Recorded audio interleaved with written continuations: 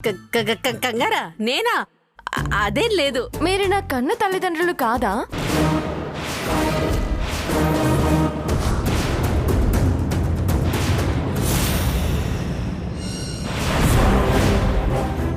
నేను మీ కన్న కూతుర్నే కదా, మరెందుకు వాళ్ళకిచ్చారు? కానీ వాళ్ళకివ్వాల్సిన అవసరం ఏమొచ్చింది? చెప్పు మమ్మీ, ఎందుకిచ్చారు? మమ్మీ మమ్మీ ఉన్నట్టుండి పడిపోయింది నాన్నగారు. అలా ఎలా? నువ్వేమైనా అడిగావా? ఇబ్బంది పెట్టావా? అదే లేదు నాన్నగారు, నన్నెందుకిచ్చారు అని అడిగాను అంతే. నువ్వు చూసావా లక్ష్మి? ఎవరిని? తులసినే. తులసిని ఇప్పుడు చూడడం ఏంటి? వచ్చినప్పటి నుంచి చూస్తూనే ఉన్నా. అటు తండ్రి పోలిక ఇటు తల్లి పోలిక రాలేదేంటా తులసికి? కదా, ముందు వీళ్ళ పుట్టు పూర్వత్రాలేంటో తెలుసుకోవాలి లక్ష్మి. అలాగే అత్తయ్య. అవి తెలిస్తే గుణగణాలు తెలుస్తాయి, బలహీనతలు బయటికి లాగచ్చు. నువ్వు వాళ్ళని ఓ కంట కనిపెడుతూ ఉండు. ఒక్క కన్నేంటి, 2 కళ్ళు వేసి ఉంచుతా. నువ్వు బోర్లా పడకు. పడ్డా గాని నువ్వు లేపడానికి ఉన్నావు కదత్తయ్యా. ఇది నా ఇల్లు, పరాయి వాళ్ళు కుక్కిన పేనులా పడుండాలి. లేక లేక లోకాయి పుడితే వాడి కన్ను లొట్ట అన్నట్టు నీకే ఉన్నారా తల్లిదండ్రులు? చెప్తానే, ఇప్పుడే నీ ఎక్స్ట్రాలన్నీ మామయ్యకి ఫోన్ చేసి చెప్తా. నాకు ఏదైనా ఉంటే మనం చూసుకుందాం, అంతేగాని మధ్యలో మావయ్య ఎందుకు? తనకి సంతోషం కలగకపోతే అవతలి వాళ్ళకి దుఃఖం కలిగించైనా సంతోషపడాలనుకుంటుంది. మూర్ఖత్వం, మొండితనం. ఆ విషయాల్లో తన పరా చూడదు. ఎంత చేస్తుంది? అయ్యో, నా కొడుకే కథ ఇబ్బంది పడతాడని ఆలోచించదే. నేను ఏడవాలి, నా కూతురు ఏడవాలి, అంతే. నువ్వు చెప్పిందంతా నిజమే కాని ఆవిడ తన మనుషుల్ని తులసి తల్లిదండ్రులుగా పంపితే అది తులసికే కదా మేలు. ఎప్పుడు మేలు? ఎలా మేలు? వాళ్ళెలాగూ నిజమైన వాళ్ళు కాదు కదా. తన మనుషుల్ని తన వీలును బట్టి వాళ్ళని బయట పెడుతుంది. అప్పటిదాకా నమ్మిన తులసిని పరామర్శించిన మనందర్నీ దొంగల్ని చేస్తుంది. మనమే నాటకం ఆడించామని చెప్తుంది, వాళ్ళని మనమే రప్పించామని చెప్పిస్తుంది. చాలా దూరం ఆలోచించావు ప్రియా. వదినతో కలిసి చాలా ఏళ్ల నుంచి ప్రయాణం చేస్తున్నాను. తన ప్రతి ఆలోచన నాకు తెలుసు. ఇప్పుడు ఆవిడ గురి అంతా తులసి మీదే.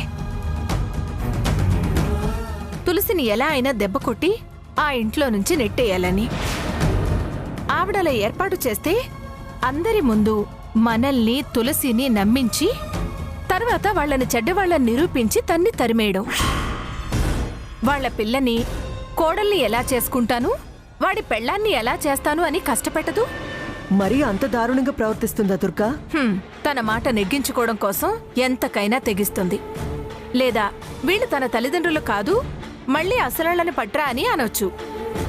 ఏం ప్లాన్లు వేస్తుందో ఎవరికెరుక. కాని నీ మనుషులన్న తర్వాత నా మనసు కాస్త కుదుట పడిందనుకో. వాళ్ళని జాగ్రత్తగా నటించమని చెప్పు. చెప్తూనే ఉన్నాను ప్రియా. నటించకపోతే తులసి జీవితం మళ్ళీ మొదటికొస్తుంది. నీ మనుషులని తెలిసినా కూడా నాకెందుకో లోపల భయంగానే ఉంది. భయపడకు ప్రియా, వాళ్ళు మరీ అంత చేతకాని వాళ్ళు కాదు. నటనలో మంచి అనుభవం ఉన్నవాళ్లే. పొరపాటికి అనుభవానికి సంబంధమే లేదు. భయపడకు, అంతగా ఏం కాదు. నువ్వు ధైర్యంగా ఉండు ప్రియా.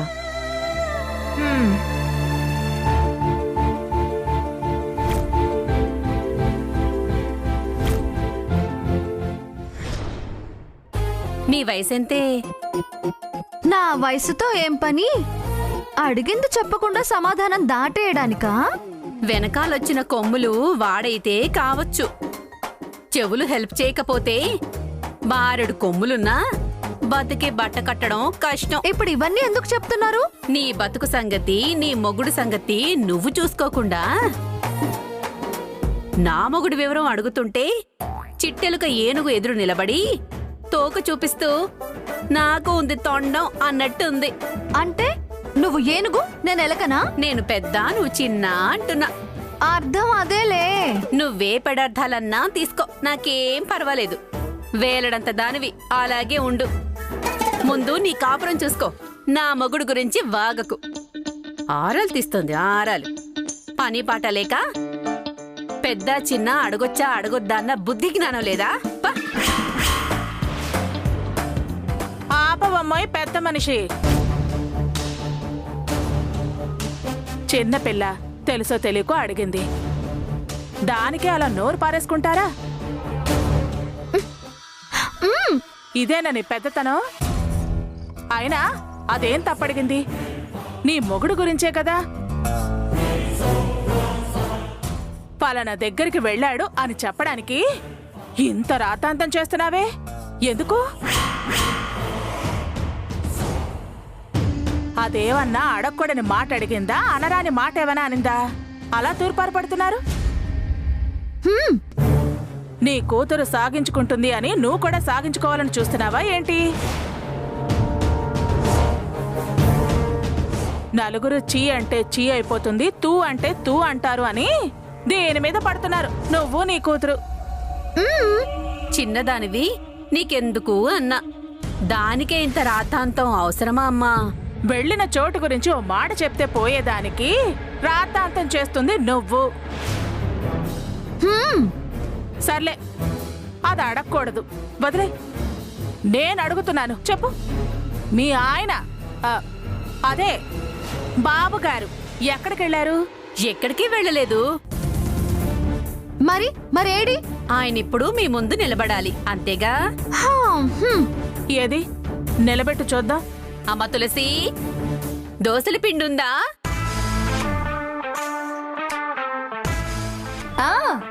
ఉందమ్మా.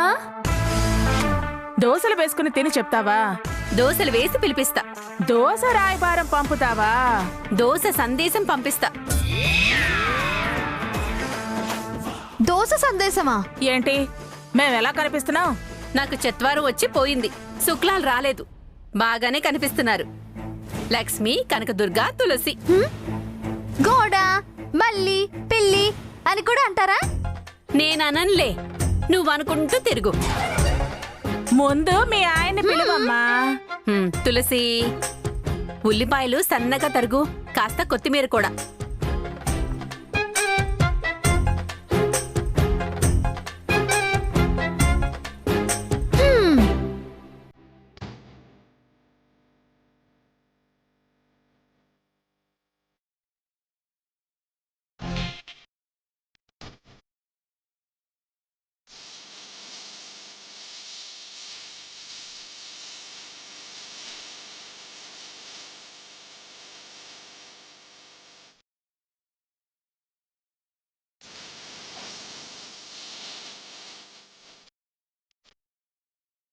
ఉల్లి దోశ, ఉల్లి దోశ, ఎక్కడ ఉల్లి దోశ? ఎక్కడ ఎక్కడ? ఉల్లి దోశ, ఉల్లి దోశ, ఉల్లి దోశ, ఉల్లి దోశ.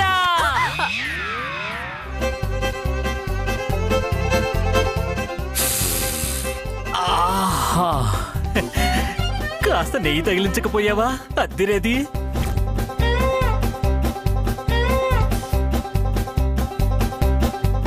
ఇది దోశ మెసేజ్. దోశ పెన్న మీద పడిందో ఆగ మేఘాల మీద ఎక్కడున్నా వచ్చి దోశ ముందు వాలిపోతారు. ఓహో, ఎక్కడ దోశ వేస్తే అక్కడ వాలిపోతారా? అలా వాలేదానివి నువ్వేనే. మా అమ్మ చెప్పింది ఇంట్లో ఎక్కడున్నా అని. అయినా మా నాన్నగారు నీలా చీప్ గా స్ట్రీట్ ఫుడ్స్ తినరే. ఇప్పుడు కరోనా అని నేను తినట్లేదు. కాస్త ఒళ్ళు పట్టి గుండ్రాయిలా ఉండేదానివి, అందుకే ఇప్పుడు పత్రంలా తయారయ్యావు. అవునవును, నీ దిష్టే తగిలేలా ఉంది. మా అమ్మాయి చూపు చలువ కలది, దిష్టేం తగలదు.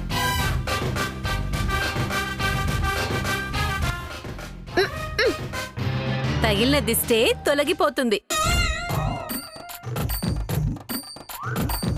తులసి, నెల తప్పిన పిల్ల కదా, అది ఆ బలుపు.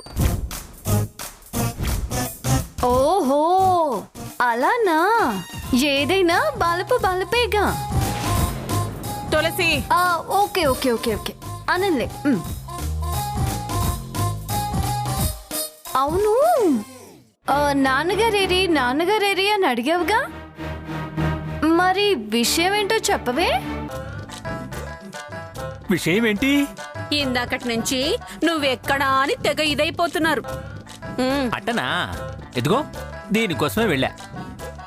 అల్లుడికి కానుకివ్వాలనిపించింది, సెంటర్కి వెళ్ళి తీసుకొచ్చా. ఏంటది? అల్లుడికి ఇచ్చేదాకా ఎవ్వరికి చెప్పనుగా.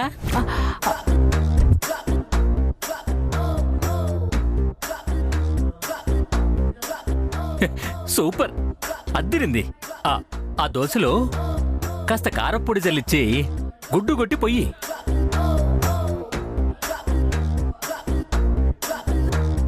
వేసి పెట్టమ్మా, తింటాడు. ఎంత బతుకు బతికి ఇంటి వెనక అరటి మాను కింద పడి చావడం అంటే ఇదే. బొద్దులు ఎన్ని కోరితేనే రాత ఉండి చావాలన్నట్టు ఇలా వంకర టెంకర రాత దీనికి రాసుంటే నేనెంత చెరిపి రాయాలని చూస్తే ఏం జరుగుతుంది? అంతా నా కర్మ దాని తలరాత. ఏంటి నానమ్మా నీలో నువ్వే మాట్లాడుకుంటున్నావు? పిచ్చి మెదడుకు పాకితే ఇలాగే మాట్లాడుకుంటారు. పిచ్చి అంటేనే మెదడులో పుట్టేది, ఇంకా పాకడం ఏంటి, దాని గురించి మాట్లాడుకోవడం ఏంటి? నీ రాత గురించే బాధపడి పడి ఇలా బాగుడుకొచ్చింది. నా రాత గురించా? నీ రాత గురించి కాక ఇంకా నాకు రాయడానికి కాగితాలే ఉన్నాయే.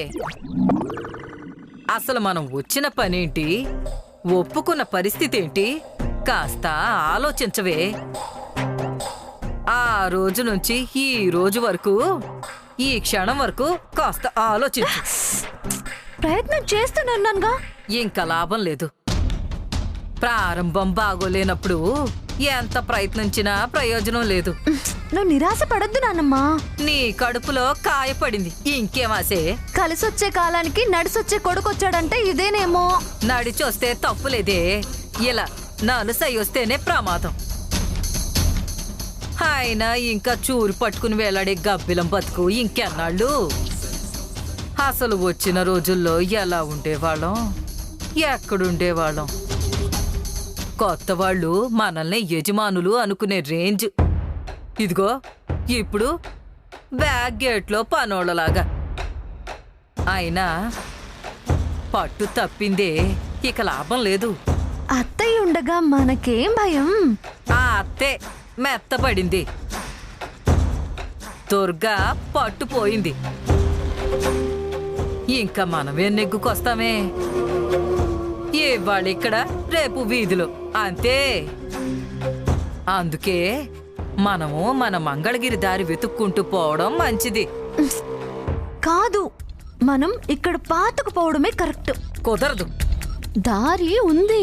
అత్తయ్య నాకు పనప్ప చెప్పింది. పనా? ఏంటది?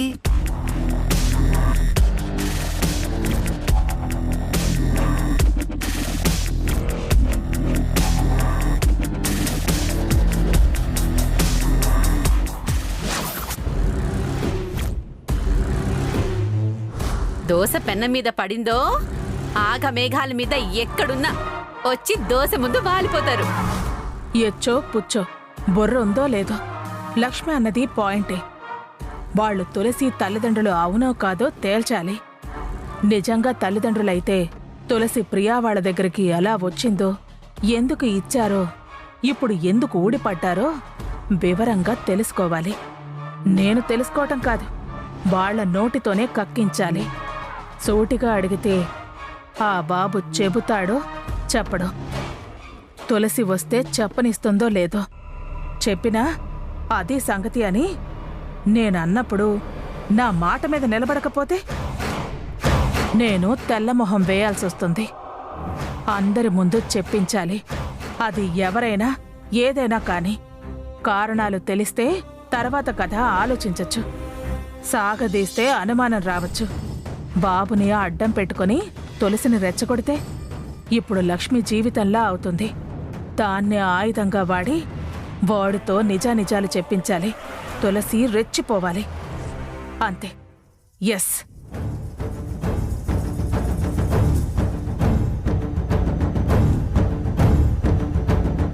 ఏంటే దుర్గా ఏదో ఆలోచిస్తున్నావు? ఏం లేదు పిన్ని. మరి అలాగేనే దుర్గా. వెళ్ళు వెళ్ళు.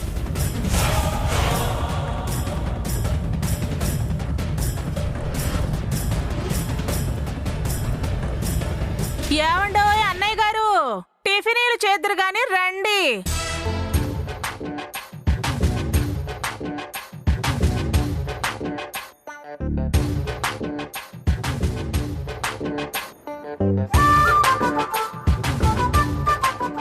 ఏంటమ్మా, ఏంటి నాన్న అలా నిలబడున్నారు?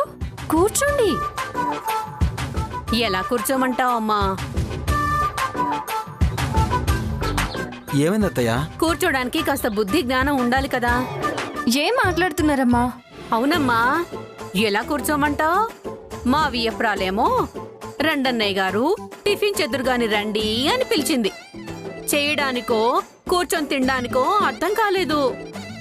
తినడానికే అయితే వచ్చాక కూర్చోమనేవారేగా, చేయటానికే అయి ఉంటుంది. అలాగా రాగానే గెరిట్లేం ఇవ్వట్లేదుగా తిప్పుకోవడానికి. పీకల దాకా మెక్కి కూర్చుంటూ చాడీలు చెప్తున్నావా? చాడీలు ఇప్పుడు ఇందులో చాడీలేమున్నాయి? అంత కళ్ళకు కట్టినట్టు కనిపిస్తూనే ఉందిగా. ఏంటే కనిపించేది? తాటాకులు. తాటాకులో మామిడాకులో అవన్నీ తర్వాత. మా అమ్మకి నాన్నకి టిఫిన్ పెట్టండి. ఆ ఎత్తుకుని చందమామ రావే జాబిల్లి రావే అని అలా అలా తిప్పుకుంటూ కుక్కుతో తినిపించరా? అంత కుక్కాల్సిన పనేం లేదు. కూర్చోండి అంటే చాలు. అబ్బో, ఏమి సాగించుకుంటున్నారు? ఎరగని మొహానికి యాగాని పండితే ఎగిరి వెంపలి చెట్టు మీద కూర్చుందంట. ఆ దుర్గమ్మ, అమర్యాద చేస్తే సహించను. ఎందుకే ఎందుకు అరుపులు? కూర్చోమనాలి అంతేగా. కూర్చోండి. ఏంటి ఏదో కొంచెం తేడా కనిపిస్తోంది. క్షణ క్షణం కొంచెం గమనించాలి.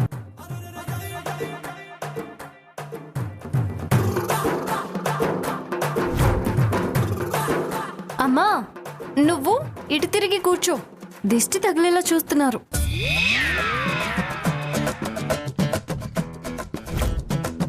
అదనేది నన్నే. నువ్వు మూసుకో. ఎవరిదిష్టమ్మా? ఎవరి కళ్ళల్లో అంత నిప్పు? చింకెవరిది? ఆ మహా తల్లిదే. ఆవిడ గారి చూపులో ఉండాల్సినవన్నీ ఉన్నాయి.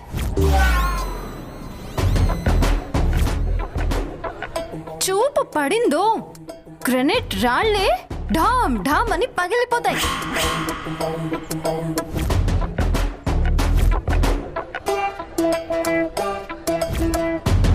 ఈ మధ్య నల్లరాళ్ల క్వారీకి కూడా తీసుకువెళుతున్నారు వీడిని.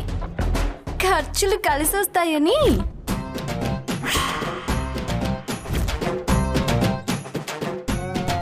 కరోనా కనిపిస్తే బాగుండు. ఈవిడ్ని ఎదురుగా నుంచోబెట్టాలి. ఏంటే పెద్దవాడిని పట్టుకుని అలా అంటున్నావు? పెద్దతనం బుద్ధుల్ని బట్టి వస్తాయి, జుట్టు తెలుపుని బట్టి కాదు. ఎంత బతుకు బతికి ఇలా మాటలు పడి చావాల్సి వస్తుందే దుర్గా. గజ ఈతగాళ్ళు పుక్కిటి నీళ్లకు చచ్చినట్టు. ఏంటి 47 ఏంటా గుసగుసలు? మా అమ్మా నాన్నల్ని పిలిచారు, కూర్చోమన్నారు. వడ్డించరే?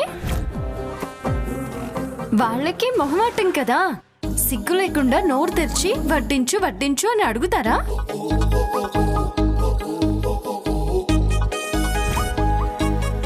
సిగ్గు సిర లేకుండా మీలా పాడి తినే రకం కాదులే.